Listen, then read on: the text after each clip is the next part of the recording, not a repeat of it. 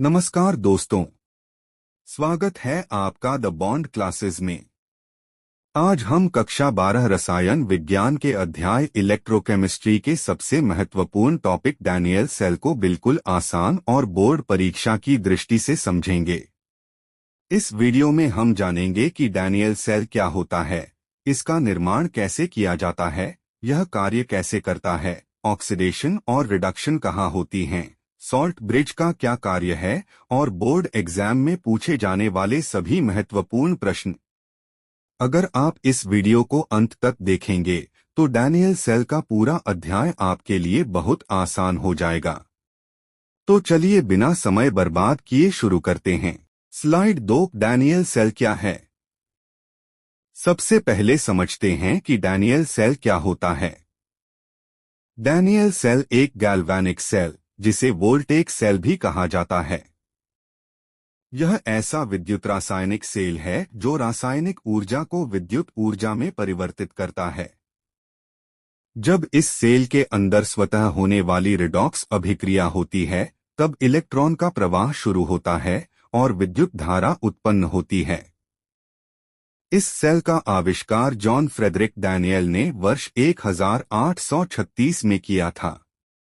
इसमें दो इलेक्ट्रोड होते हैं, जिंक इलेक्ट्रोड और कॉपर इलेक्ट्रोड। याद रखिए, गैल्वेनिक सेल और वोल्टेक सेल एक ही प्रकार के सेल हैं। अब देखते हैं कि डैनियल सेल का निर्माण कैसे किया जाता है। सबसे पहले दो अलग अलग बीकर लिए जाते हैं।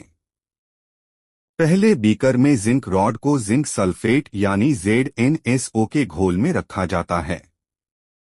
दूसरे बीकर में कॉपर रॉड को कॉपर सल्फेट यानी CuSO के घोल में रखा जाता है। इसके बाद दोनों बीकरों को सॉल्ट ब्रिज द्वारा जोड़ा जाता है।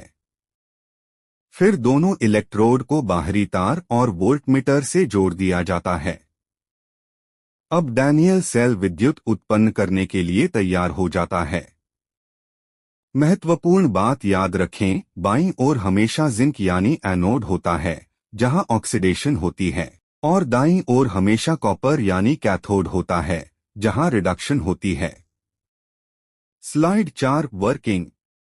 अब समझते हैं कि डैनियल सेल कार्य कैसे करता है। सबसे पहले जिंक इलेक्ट्रोड अपने दो इलेक्ट्रॉन छोड़ता है। इलेक्ट्रॉन छोड़ने की इस प्रक्रिया को ऑक्सीडेशन कहते हैं। इसके बाद ये इलेक्ट्रॉन बाहरी तार के माध्यम से कॉपर इलेक्ट्रोड तक पहुंचते हैं। कॉपर सल्फेट के घोल में उपस्थित